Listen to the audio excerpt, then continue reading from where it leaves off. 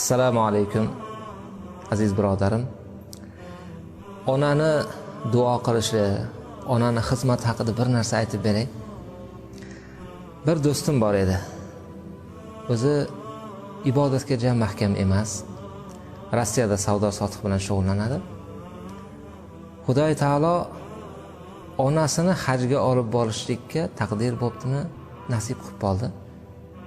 Bu voqeaga 2 yil bo'ldi menimcha. Onani hajga ketishligiga bir hafta qolganda birdaniga oyog'i ishlamay qoldi. Biz o'zimiz o'sha joydamiz, duo qilamiz, domla bir dam solib qo'ying deydi.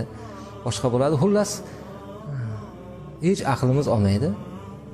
Bir hafta oyoq ishlamadi, hajga ketdi. O'g'il Rossiyadan kelib, ular Madinada ko'rishgan.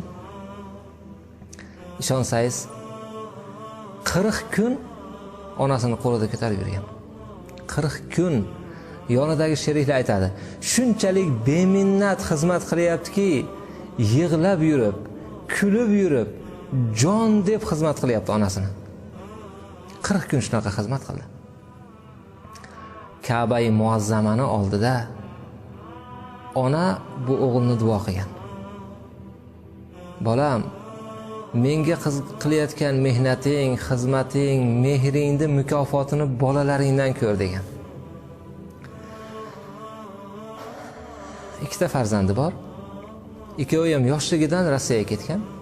O'sha o'risni maktabida o'qishadi. O'ris tarbiyasini ko'rgan. Ishonasizmi? Hech qancha vaqt o'tmay o'g'il Turkiyaga o'qishga ketdi. Qur'on o'qiyapti, til o'rganyapti. Kuni kecha qizi o'sha o'risni maktabida o'ris qizlar bilan yurgan qizi kuni kecha Misrdan Qur'on yodlatishga oliy ijoza olib keldi. Qur'on yodlatishga oliy ijoza. Hadis fanidan dars berishga ijoza olib keldi. 2 yil bo'lgan onani duosiga. Payg'ambarimiz alayhissalomning gaplari haq. Onani farzandiga qilgan duosida parda bo'lmaydi, to'sib qoladigan. Bir hafta bo'ldi.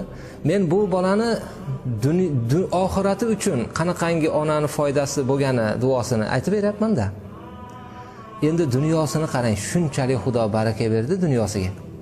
10 kun bo'ldi, ayoli kelib, o'zining mahramlari bilan domla dadamiz sizga salom aytdilar va shaharchada bir hovlilari, uylari bor.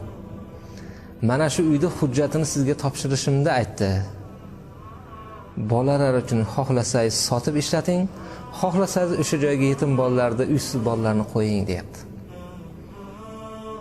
Bunchalik tez ijobat bo'lganini, bunaqangi katta natija berganini hali ko'rmagan edim. Payg'ambarimiz to'g'ri so'zlaganlar. Onalarni, bolalarni haqida qilayotgan duolar ijobat. Do'stim, qabul bo'lsin.